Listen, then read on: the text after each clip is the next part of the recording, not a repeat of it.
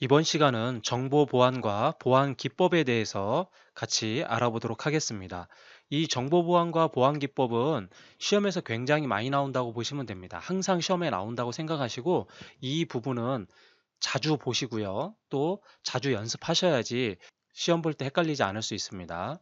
먼저 컴퓨터 범죄의 데이터 침입 형태에 대해서 같이 한번 알아보죠. 가로막기라고 하는 것은 뭐냐? 정보의 전달을 또는 정보의 흐름이라는 단어를 꼭 기억해 두셔야 돼요. 흐름을 가로막는 행위를 한다라는 얘기예요. 예를 들어서 A라고 하는 곳에서 B라고 하는 곳까지 데이터가 이렇게 갈 텐데 이 흐름을 딱 막아버리는 거죠. 그래서 이러한 형태를 interruption, 영어로 좀 알아두면 훨씬 더 이해하기가 쉽습니다. interruption, 가로막기라고 하는 거, 정보의 전달이나 정보의 흐름을 가로막는 행위가 가로막기. 좀 이해하기가 쉽죠? 자, 그럼 가로채기는 어떨까요? 가로채기는 전송한 자료가 수신지로 가는 도중에 몰래 보거나 도청하는 행위.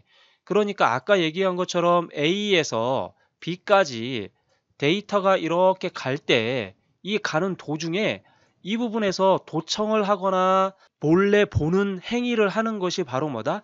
가로채기입니다.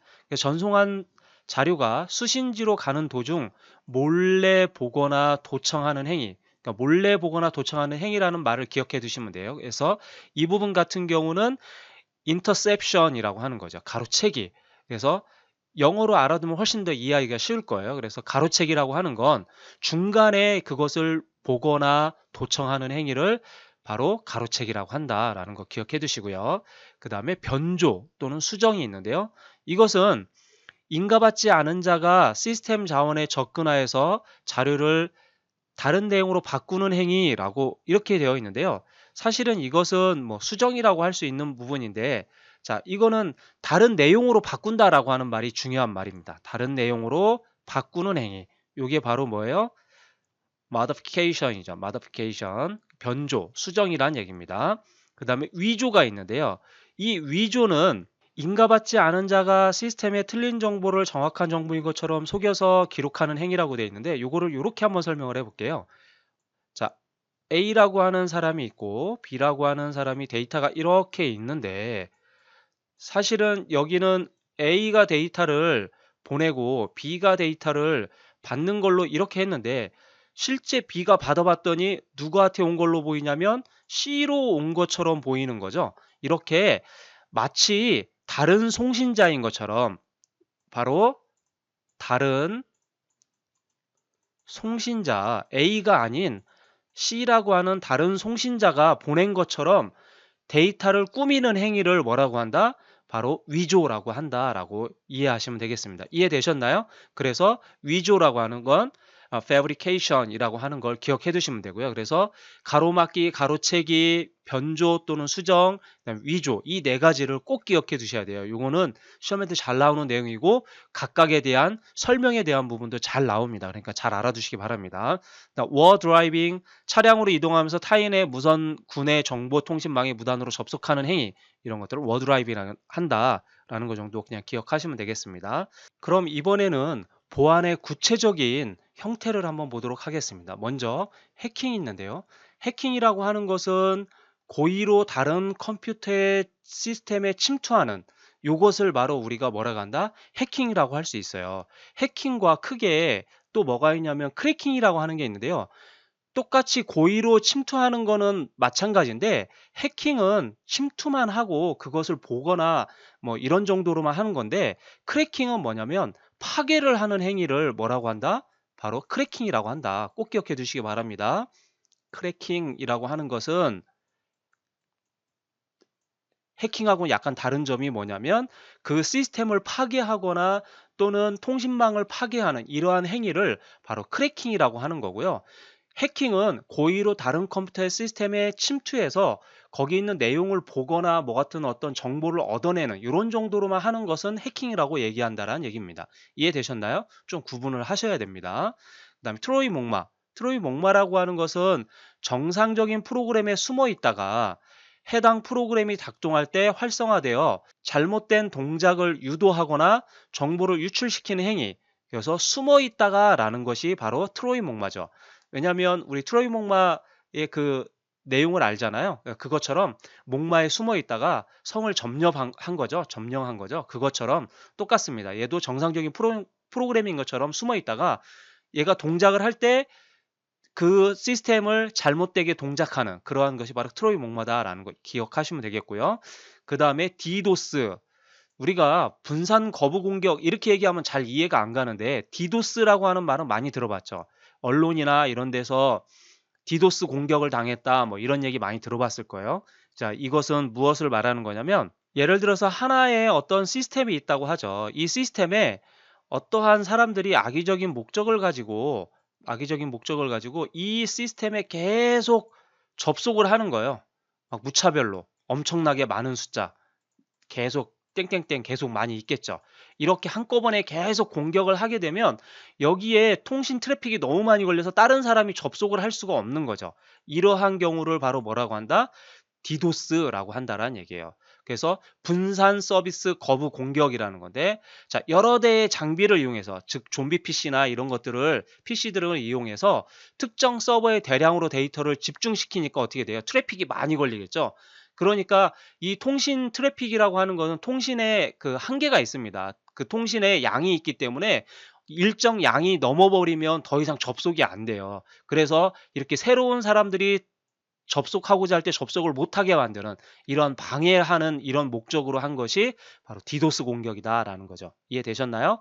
그래서 여러 대의 장비가 집중적으로 공격한다라고 하는 행위라고 하는 것을 분산 서비스 거부 공격이라고 이해하시면 되겠습니다.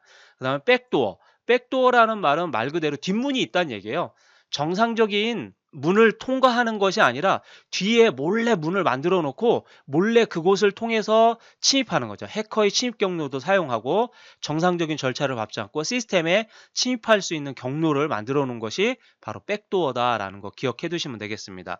그래서 사실은 이런 백도어를 AS 목적으로 하거나 이렇게 하기도 하지만 이렇게 불법적으로 쓰기도 한다라는 얘기입니다. 이해되셨죠?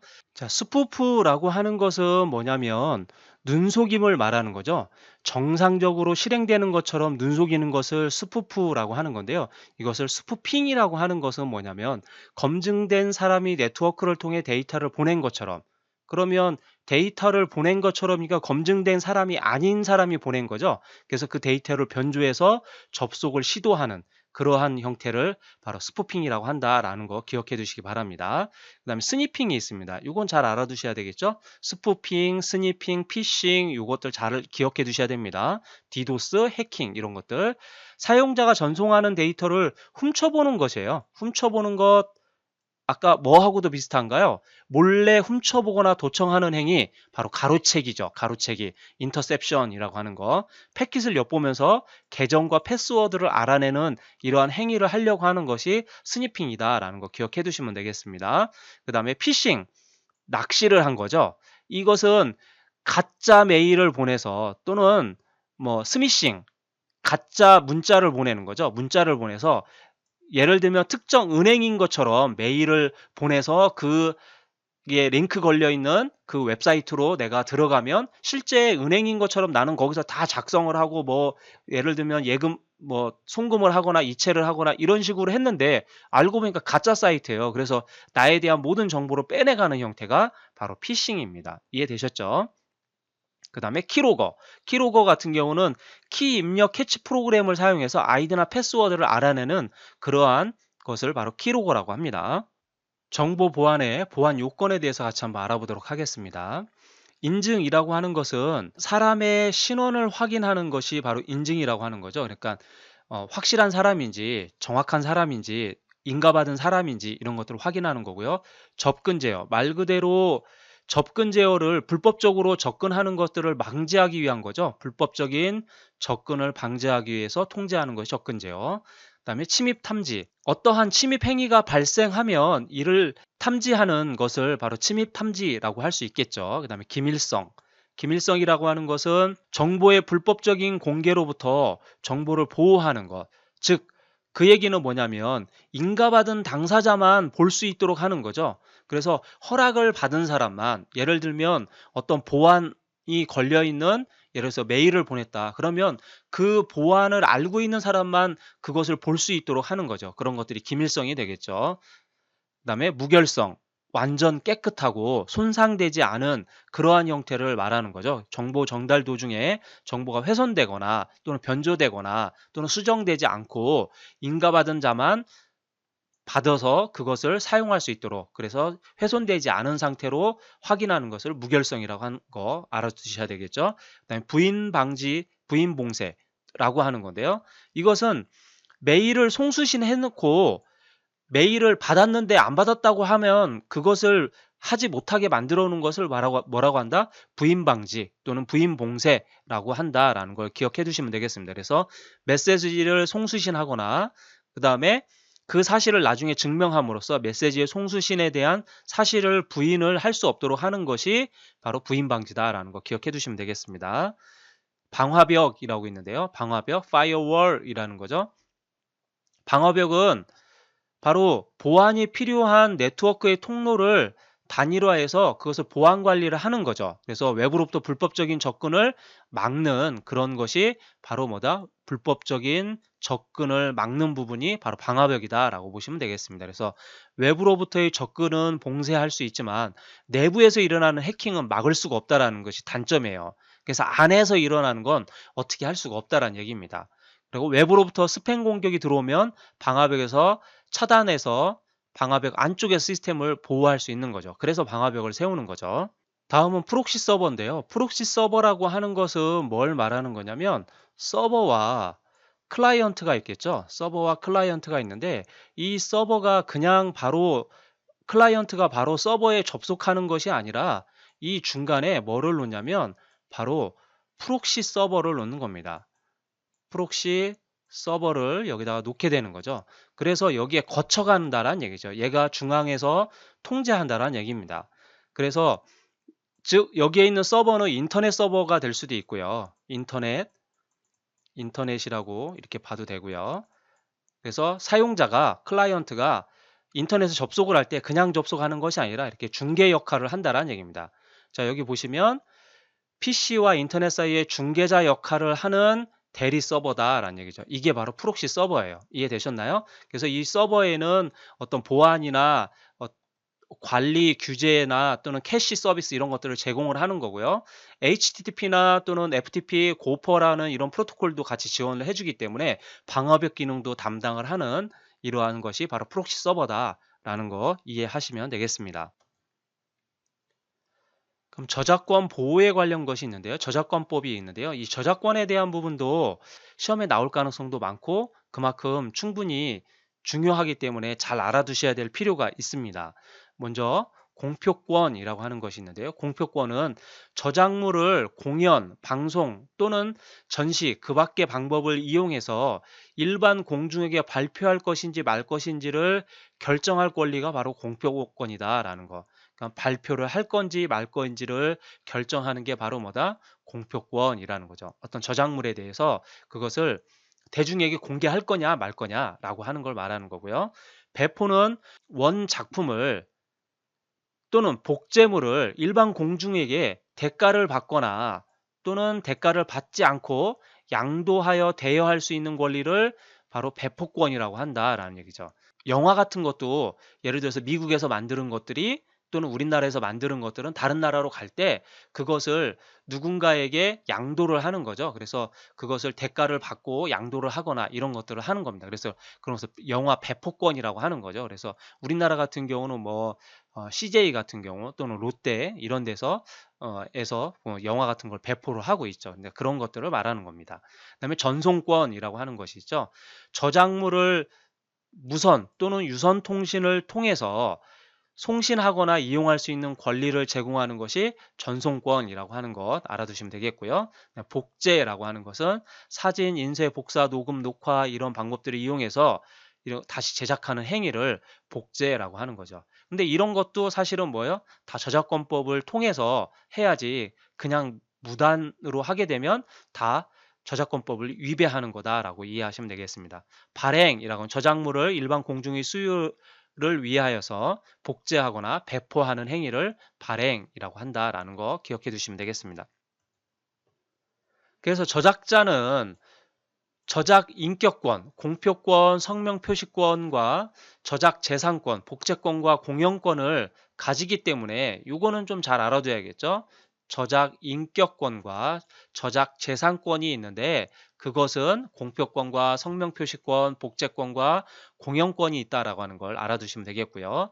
법인 등의 명의로 공표되는 업무상의 저작물의 저작자는 계약 또는 근무규칙 등의 다른 정함이 없을 때에는 그 법인 등이 된다라고 하는 거고요. 다만 컴퓨터 프로그램 저작물의 경우 공표될 것을 요구하지 아니한다라는 것 기억해 두시면 되겠습니다. 저작권은 저작물을 창작할 때부터 이건 잘 알아두세요. 저작물을 창작할 때부터 발생하며 어떠한 절차나 형식의 이행에 필요로 하지 아니한다라는 거예요. 그러니까 저작물이 만들어지면 그것은 그때부터 바로 뭐가 되는 거예요? 어떠한 형식이나 절차가 필요 없이 바로 저작권이 가지게 된다라고 하는 의미입니다. 이해되셨죠? 자, 저작 재산권은 특별한 규정이 없는 한 사망 후 70년간 존속을 하고 역시 살아있을 때는 계속 존속을 하는 거고요. 사망한 후에 70년까지 존속한다라는 얘기고요. 공동 저작물의 저작 재산권은 맨 마지막에 사망한 저작자가 사망 후 그래서 70년간 존속된다. 그래서 보호기간을 산정할 때 초년을 포함시키지 않는다라고 하는 거 이거 꼭 기억해 두시기 바랍니다. 보호기간을 산정할 때 뭐는 산정하지 않는다? 초년은 포함하지 않고 다음 해부터 산정을 한다라고 하는 거 기억해 두시기 바랍니다. 보호받지 못하는 저작물들이 있는데요. 그것들은 어떤 것들이냐면 헌법이나 법률이나 조약이나 명령, 조례, 규칙 즉 쉽게 얘기하면 어떤 법률이라든가 관공서에서 발행한 모든 것들 또 이런 절차들 어떤 의결이나 결정 등은 이런 것들은 저작물이 아니다라고 이야기를 하는 겁니다. 이해되셨나요? 또 국가지방단체 또는 국가에서 하는 이 모든 것들은 저작물이 아니다라는 거 기억해 두시면 되고요. 사실의 전달에 불과한 시사보도는 이건 저작물이 아니에요. 그래서 사실만 전달하는 것들, 그 다음에 중요한 건 이건데요. 프로그램 작성을 위해 사용되는 프로그램 언어나 규약이나 그것에 대한 해법 등은 저작물이 아니다라고 규정이 되어 있다라는 거 기억해 두시면 되겠습니다. 자, 저작권을 보호받을 때도 저작권에 대한 재산권에 대한 제한이 있는데 그게 어떤 것들이 있냐면 재판 절차를 위해서 어떤 자료를 복사할 경우에 그런 자료를 목적으로 입법이나 행정의 어떤 목적으로 내부 자료로 필요한 경우 저작물을 보호하는 경우, 복제하는 경우는 그런 경우에는 저작권에 해당하지 않는다라는 거고요.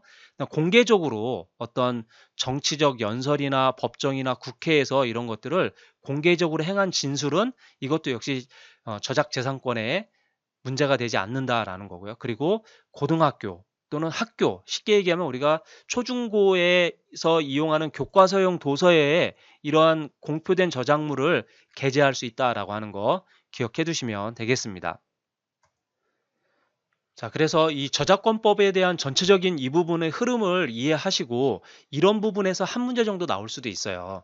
또 여기 보면 개인정보 보호에 대한 것도 나오는데요. 이것도 굉장히 중요한 거니까 잘 알아두시고요. 개인정보라고 하는 것은 무엇을 말하는 건지 한번 같이 알아보도록 하죠. 일반적으로 특정 개인을 식별하거나 식별할 수 있는 정보 이것들은 전부 다 개인정보에 해당한다는 얘기예요. 그러면 그거에 성명, 주민번호, 주민등록번호, 영상 또는 개인을 알 수 있는 어떤 정보, 개인을 알아볼 수 있는 정보 이런 것들은 전부 다 개인정보에 해당한다는 얘기예요. 식별 정보가 부족하더라도 다른 정보와 결부시켜서 식별할 수 있는 것까지 포함한다. 그러면 어떤 특정한 것만 알고 있어도 개인정보가 된다는 얘기예요. 이해되셨나요?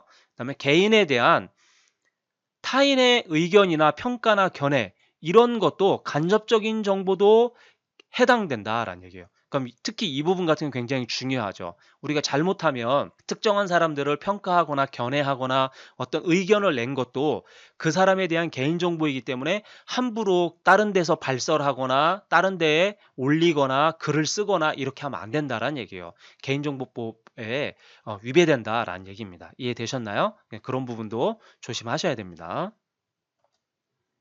그럼 개인정보 침해 유형이 어떤 것들이 있냐 같이 한번 알아보죠.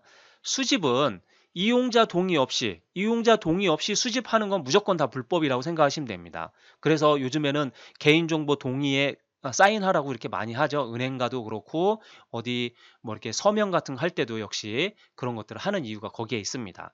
그다음에 저장 및 관리, 개인정보에 대한 기술적, 관리적 이런 조치가 미비되면 안 되기 때문에 그래서 개인정보 침해를 할 수 있다라는 얘기고요.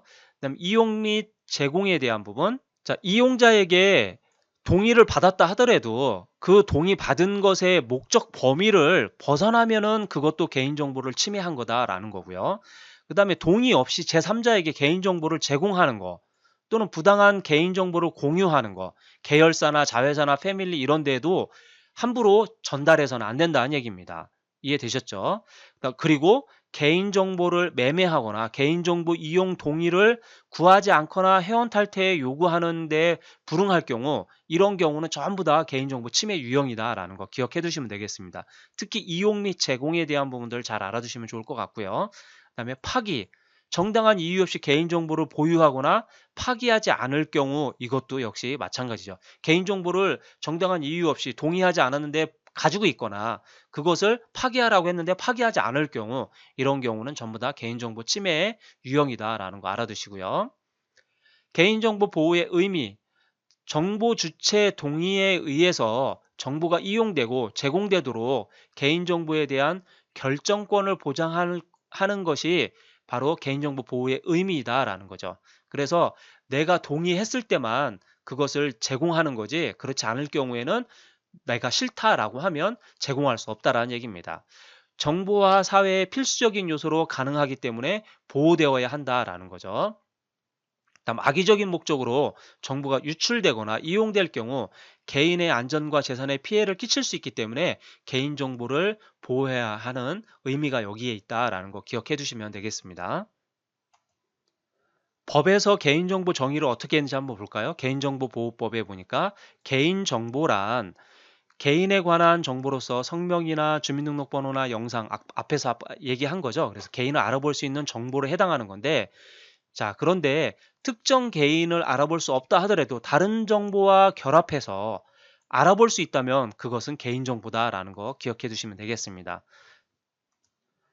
위치 정보의 보호 및 이용 등에 관한 법률이 있는데요. 위치 정보라고 하는 것은 뭐냐? 이동성이 있는 물건, 휴대폰이 되겠죠. 대표적인 건 휴대폰이나 또는 뭐 태블릿, PC 같은 거 이런 것들이 되겠죠. 개인이 특정한 시간에 존재하거나 존재하였던 장소에 관한 정보, 존재하거나 존재하였던 장소에 관한 정보가 뭐래요? 위치 정보다라는 거 기억해 두시면 되겠습니다. 전기통신법이나 또는 전기통신 회선 설비를 이용하는 수집된 것을 바로 이런 것들이 바로 위치 정보에 해당한다라는 거 알아두시면 되겠죠. 자, 그러면 개인정보 보호를 위해서 어떻게 해야 되느냐라고 하는 건데요. 먼저 그런 접근 통제 장치를 한번 보면 침입 차단 시스템, 바로 방화벽을 만들어주는 거고요. 침입 탐지 시스템 같은 경우는 불법적인 정보가 유출이 있는지 탐지하는 시스템을 말하는 거예요. 그럼 이 두 가지를 합해서 동시에 할 수 있게 만든 시스템이 바로 뭐냐? 침입 방지 시스템이라고 해서 침입 차단 시스템과 침입 탐지 시스템을 동시에 구현하는 것이 바로 침입 방지 시스템이다라는 거 기억해 두시면 되겠습니다. 이해되셨나요? 간단히 알면 될 것 같고요. 개인정보 보호를 위한 실천 방안. 먼저 개인정보 처리 방침의 이용 약관을 꼼꼼히 살펴라 라는 거고요. 자, 비밀번호는 문자와 숫자로 8자리, 특수문자까지 같이 해주면 더 좋겠죠. 그래서 특수문자까지 해서 비밀번호를 주기적으로 변경하라 라고 하는 건데요. 우리 보통 보면 인터넷 사이트에 있는 비밀번호가 거의 모든 사이트가 그냥 하나의 비밀번호로 다 하는 경우가 많습니다. 이런 경우면 예를 들어서 나의 비밀번호가 유출됐다고 생각해 보세요. 그럼 모든 내가 사용하는 사이트들이 다 뚫리는 거예요. 되게 좀 끔찍하죠, 생각만 해도. 그래서 비밀번호를 문자, 숫자, 특수문자 이렇게 해주시는 게 가장 좋고요. 그리고 이 비밀번호를 3개 정도는 만들어 놓으세요. 그래서 A라는 사이트에는 A라는 비밀번호를, B라는 사이트는 B라는 비밀번호, C라는 사이트는 C라는 비밀번호, 이 3가지를 돌려가면서 쓰세요. 물론 이 세 개를 가지고 쓰니까 어떻게 되겠어요? 사이트가 많다 보니까 좀 중복되는 거 있긴 하지만 두세 개는 같아도 나머지는 안 뚫린다는 얘기예요. 이해되셨나요? 그런 식으로 하면 되고, 혹 비밀번호가 세 개를 쓰다 보니까 헷갈리잖아요. 근데 세 번 안에는 무조건 찾을 수 있는 거죠. 그러면 모두 다 해결할 수 있으니까 어렵지 않습니다. 그래서 그런 식으로 활용하는 것도 좋은 방법 중에 하나입니다. 그 다음에 백신 프로그램이나 윈도우즈 보안 패치를 이용하는 거. 바이러스나 해킹당할 수 있는 보안이 취약한 부분을 이 보안 패치를 함으로 해서 그런 부분들을 막을 수 있다라는 거 기억해 두시면 되겠고요. 회원가입은 주민번호 대신에 IPN을 이용하면 조금 더 개인정보를 보호할 수 있다라는 거고요. 명의 도용 확인 서비스를 이용하는 것도 좋은 방법이고요. 개인정보를 친구에게 함부로 알려주지 않거나 노출시키지 않도록 하는 거고요. P2P 공유 폴더에다 개인정보를 저장하지 않는 거, 이거는 뭐 당연한 거겠죠. 금융거래는 PC방에서 하지 않는 거. 왜냐하면 PC방에 내가 인터넷 기록들이 이게 남아있을 수 있거든요. 그래서 그렇기 때문에 바로 PC방에서 하지 말라는 거고요. 그리고 출처가 불명확한 자료는 다운로드 하지 않는 것이 좋겠죠. 그래서 아무도 모르는 사람한테 어떤 것이 왔는데 링크가 왔는데 그런 부분들을 클릭하거나 그런 메일들은 아예 들어가지 말고 그냥 삭제하시면 됩니다. 급하면 또 보내겠지라고 생각하시고 그렇게 하는 게 가장 좋습니다. 개인정보 침해 신고를 적극적으로 활용을 해야지만 이러한 개인정보 보호를 위해서 그런 것들이 침해를 당하지 않겠죠. 그래서 그런 부분들을 잘 활용하시면 될 것 같습니다. 특히 암호화 기법은 시험에 굉장히 잘 나오는 부분이니까요. 잘 알아두시기 바랍니다. 이 부분은 굉장히 중요하고요. 서로 비교해서 알아두시면 좋아요. 비밀키라고 하는 것이 있고 공개키라고 하는 것이 있는데, 비밀키는 뭘 말하는 거냐면 열쇠가 있다고 생각해 보세요. 열쇠가 있는데 열쇠가 한 개예요. 이 한 개로 열고 잠글 수 있다고 생각하시고요. 공개키는 열쇠가 두 개예요. 열쇠가 두 개인데 얘는 여는 키가 있고 열기를 할 수 있는 키가 하나 있고 닫기를 할 수 있는 키가 하나 있다라고 하죠. 잠그는 키가 하나 있다고 하죠. 이게 각각 있다는 얘기입니다. 이해되셨나요? 자, 그러면 비밀키는 열쇠 한 개로 잠글 수도 있고 열 수도 있어요. 그러니까 속도가 빠르겠죠. 공개키는 잠글 때 따르고 열 때 다른 키로 각각 해야 되니까 어떻게 해요? 속도가 느리죠. 이해되셨나요? 이렇게 비교하시면 됩니다. 열쇠가 한 개니까 단일키잖아요. 단일키 기법으로 알고리즘이 단순하다는 얘기예요. 간단하다는 얘기예요. 열쇠 한 개로 열고 잠그니까 간단하다는 얘기죠. 근데 얘는 열쇠가 두 개니까 복잡하다는 얘기예요. 번거롭다는 얘기죠. 이해되셨나요? 그렇게 이해하시면 됩니다. 그다음 암호키와 복호화 키가 같다. 열쇠가 한 개니까 암호키와 복호화 키가 같은 거고요. 열쇠가 다르니까 암호키와 복호화 키가 다른 경우죠. 서로 여는 열쇠가 따로 있고 닫는 열쇠가 따로 있으니까. 사용자가 증가하면 관리할 키의 수가 상대적으로 많아지긴 하지만 이거 같은 경우는 키의 분배가 용이하고 관리할 키가 적을 수 있다는 얘기죠. 여는 사람 따로 있고 닫는 사람 따로 있으니까 그런 부분이 좀 더 용이할 수는 있긴 한데 그런 부분들이 있다는 거 기억해 두시면 되겠고요. 송수신 측이 미리 약속된 키로 암호화 및 복호화를 하는 방식이다라는 거고요. 암호화를 해도 전송할 데이터의 용량이 늘지 않는다라는 얘기죠. 그래서 암호화를 해도 전송할 데이터의 용량이 늘지 않는다라는 거 기억해 두시면 되겠고요. 얘 같은 경우는 암호화 키는 공개하고 복호화 키는 비밀로 하는 이런 방식을 한다라는 얘기예요. 대표적으로 비밀 키는 DES라고 하는 방식을 쓰고요. 그 다음에 공개 키는 RSA라고 하는 방식을 쓴다라는 거 기억해 두시면 되겠습니다. 이런 알고리즘을 통해서 비밀 키와 공개 키로 또는 대칭 키와 비대칭 키로 만들어진다. 암호화 기법을 사용한다라는 거 기억해 두시면 되겠습니다. 굉장히 중요합니다. 전자보안 프로토콜은 PEM과 PGP가 있는데요. 이 PEM은 전자우편 전송 과정에서 이것을 누군가가 변조하거나 탈취하거나 위조할 수 없도록 하기 위해서 바로 내용을 암호화하는 것이 특징입니다. 그래서 이것은 암호화했기 때문에 특정한 키가 있어야지만 그 내용을 볼 수 있는 것이 그 특징이기 때문에 PEM에 대해서 잘 알아두시고요. 이것은 비밀키와 공개키의 암호 방식으로 인증을 하는 방식이다라는 거 알아두시면 되겠습니다. PGP는 전자우편을 다른 사람이 받아볼 수 없도록 암호화하고 받은 전자우편은 암호를 해석하는 그러한 것을 하는데요. 이 PEM은 일부 기능을 수행하기 때문에 보안성이 좀 떨어지지만 사용은 용이한 것이 특징입니다. 그래서 이거는 공개키 암호 방식으로 해서 자료를 보호하고 사용할 수 있다라는 거 알아두시면 되겠고요. 그 다음에 웹 보안에는 SSL이 있고요. 그 다음에 SET, SEA, SHTTP가 있는데요. SSL은 개인정보 보호를 위해서 보안 방법으로 비대칭형 암호 시스템을 사용한다라는 거 알아두시면 되겠고요. RSA의 비대칭형, 그 다음에 SET 같은 경우는 금융안전거래를 위해서 하는 거고요. SEA 같은 경우는 전자서명과 암호 이런 것들을 구현하기 위해서 SSL과 그다음에 SHTTP의 단점을 보완한 것이 SEA입니다. 잘 알아두시고요. SHTTP 같은 경우는 웹에서 안전하게 파일을 교환할 수 있도록 하는 HTTP의 확장판이다라는 거 정도 기억하시면 되겠습니다. 컴퓨터 바이러스에 대해서 이번에는 알아볼 텐데요. 컴퓨터 바이러스의 특징은 복제하고 은폐하고 파괴하는 그런 기능이 있기 때문에 그래서 바이러스에 걸리지 않아야 되는 거죠. 그럼 바이러스 종류에는 어떤 것들이 있는지 한번 볼까요? 부트 바이러스가 있고요. 파일 바이러스, 부트 파일 바이러스, 매크로 바이러스가 있는데요. 부트 바이러스는 부트 섹터에 감염이 되면 부팅이 안 되도록 만드는 그런 바이러스죠. 그래서 미켈란젤로나 브레인이나 LBC 이런 것들이 있고요. 파일 바이러스는 실행 파일, COM이나 EXE라고 하는 이런 실행 파일이죠. 이 파일이 감염이 돼서 실행이 안 되게 한다든가 이런 문제가 생기게 되죠. 그래서 예루살렘 이런 것들이 있다라는 거 정도 알아두시면 되고요. 부트 파일 바이러스는 부트 섹터하고 파일을 전부 다 손상시키는 거죠. 그래서 침입자나 나타스나 데킬라 이런 것들이 있고요.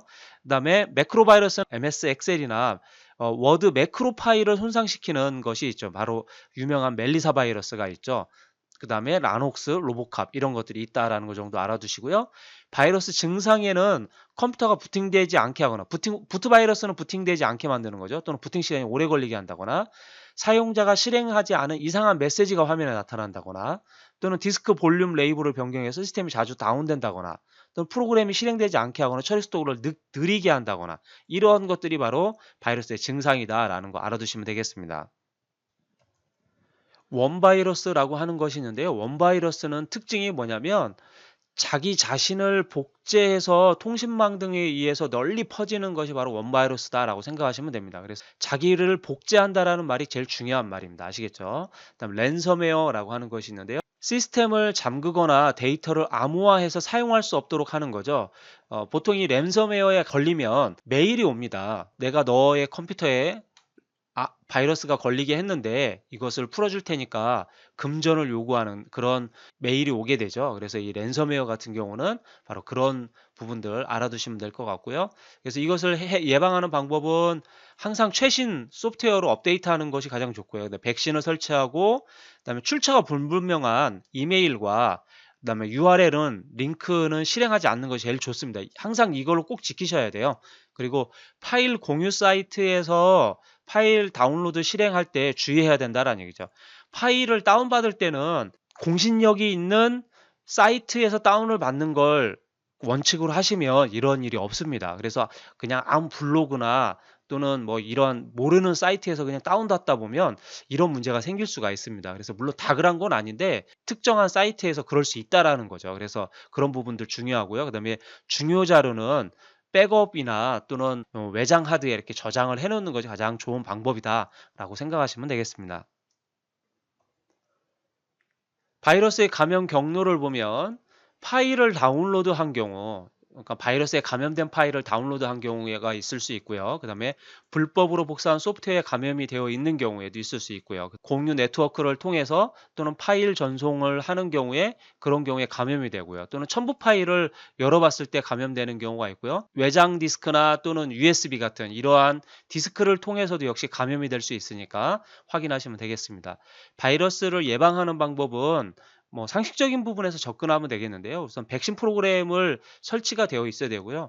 그렇다고 해서 백신 프로그램을 뭐 여러 개를 설치한다고 해서 다 예방되는 건 아닙니다. 그거는 이미 기존에 알려져 있는 바이러스만 예방할 수 있는 거죠. 새로운 바이러스는 예방할 수가 없습니다. 그래서 제일 중요한 건 최신 버전을 유지한다라는 거고요. 인터넷이나 다른 컴퓨터에서 다운받은 파일은 백신 프로그램으로 반드시 검사한다라고 하는 것도 뭐 기본적인 거니까 이대로 해주시면 될 것 같고요. 그 다음에 불분명한 거는 바이러스에 의심이 되기 때문에 그러한 전자우편은 열어보지 않는다. 앞에서 얘기했던 내용들입니다. 그 다음에 네트워크를 통해서 바이러스를 감염할 것을 대비해서 공유 폴더를 수시로 검사한다라고 하면 되겠죠. 그러면 백신 프로그램이 항상 있어야 된다는 얘기죠. 중요한 프로그램이나 자료는 안전할 때 주기적으로 백업한다. 주기적인 백업을 해두면 바이러스에 걸려도 크게 문제가 되지 않죠. 다시 설치하면 되니까. 그다음 외부로부터 불법적인 접근을 막을 수 있는 방법은 방화벽을 설정하여 둔다라고 하는 것인데요. 뭐 이것은 모두 다 할 수 있는 방법은 아니기 때문에 어쨌든 그렇지만 그래도 이러한 방화벽이 있으면 그런 것들을 접근을 막을 수 있다라는 것이 특징이 되겠습니다. 바이러스 백신 프로그램은 손상된 파일을 치료하고 예방하는 프로그램이 주 목적이죠. 그래서 검사하고 진단하고 치료하는 것들이 있고요. 메모리의 상주에서 경고 메시지를 표시하는 거죠. 그래서 그러한 바이러스는 V3나 로톤 안티바이러스, 그 다음에 카스키퍼, 알약 뭐 이런 것들이 있겠죠. 네, 바이러스의 유형, 파일 바이러스의 유형은 연결형 바이러스가 있고 기생형 바이러스, 겹쳐쓰기 바이러스, 산란형 바이러스 이런 정도가 있다라는 것 정도 기억하시면 되겠습니다. 내용이 많다 보니까 많이 길어졌는데요. 정보보안과 보안기법은 시험에 잘 나오는 부분들이고 중요한 부분들이기 때문에 반드시 학습을 하고 시험장에 꼭 가시기 바랍니다. 수고하셨습니다.